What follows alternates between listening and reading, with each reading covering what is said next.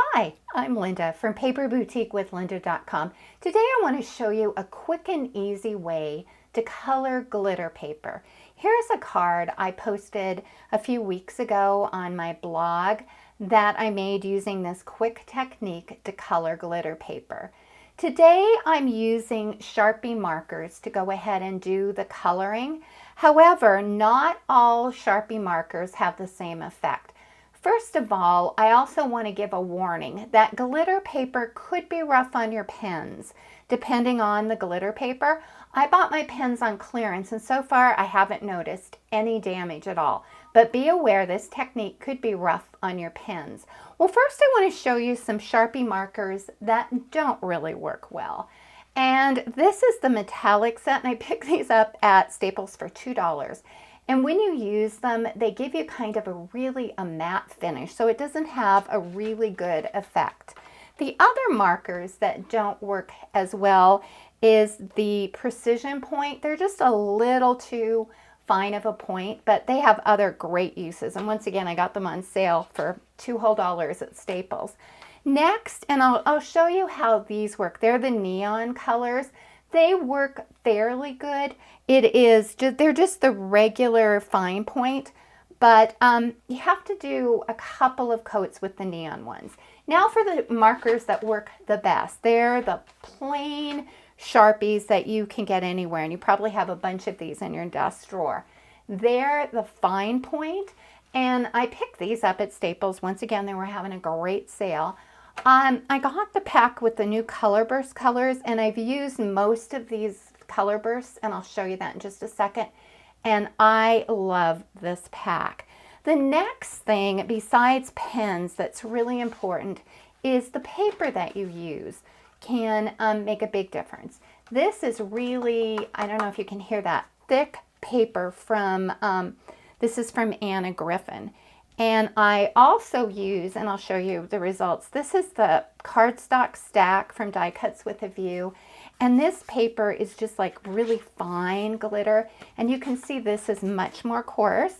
And then I'll also show you an example from the Paper Studio. And let me just show you some of the. And you can use this technique on color glitter paper too to change the tone or the hue of the paper. Well, let me show you what it looks like. I'm going to bring in, and these are just some of the favorite colors that I've been using. They all work well, but you're just going to want to try different ones. This is a actual die cut from one of the Anna Griffin kits that I've had, and I just want to show you. I just used the pink here and the orange, and look at this.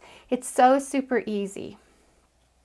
All you do is obviously just color it, and most of the time one coat covers it beautifully, but then you're going to want to make sure that you go around the edges. So that's what it looks like on the Anna Griffin paper. And here's another example, and this is a die cut that I cut using one of the die cut dies from Anna Griffin. So I cut this myself. And once again, this is this beautiful teal. This is the green. And unfortunately, they don't have color names on the pens, and orange. And then this is one of my favorite colors. It's just the plain old brown, and it just gives just a beautiful tone on tone.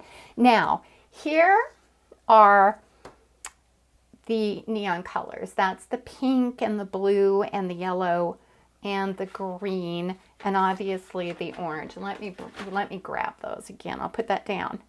But as you can see, they're pretty light, so you'll want to do a couple of coats with the neon pens, but it does give you a nice effect. I have to admit, one of my favorite colors is almost this jade looking. Let me show you how it looks on a bigger project.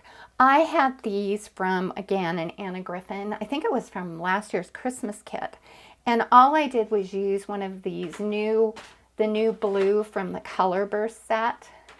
And look at this. I'm going to hold it up. So I don't think that the video is doing justice to just how beautiful.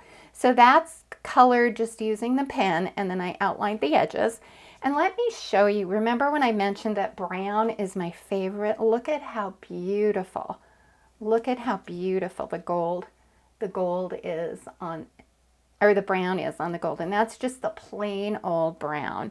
Well, let me bring in some more of the papers and I'll show you the difference.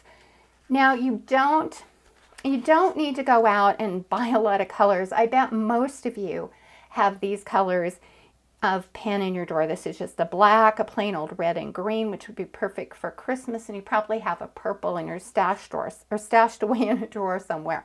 So you can just use the basic colors and they turn out beautiful. Once again, this is on the Anna Griffin paper. Well, let me do a comparison. Here's the Anna Griffin paper. Here is from the Paper Studio, and look at the difference in the pink.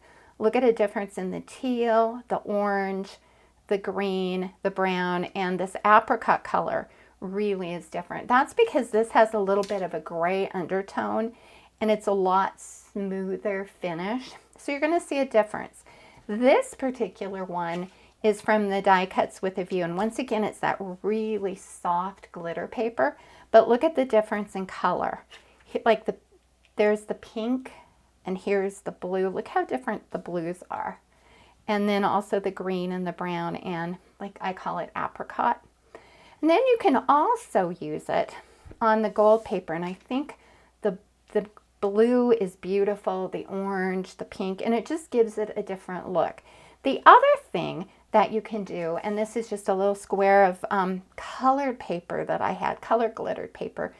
You can use the purple and do a different shade or different tone. You can also blend them because they're alcoholics. They don't blend quite as well on the glitter paper, but you can do it.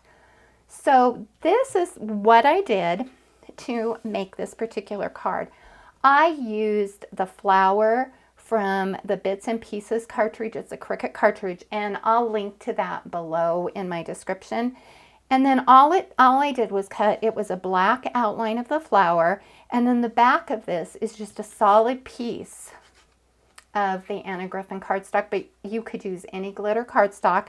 And then I just colored each one of the areas in with these color burst pen, and it was super easy. Cut a little strip, embossed it in white, and used some dimensional dots. Oh, and the rectangle is from my stash.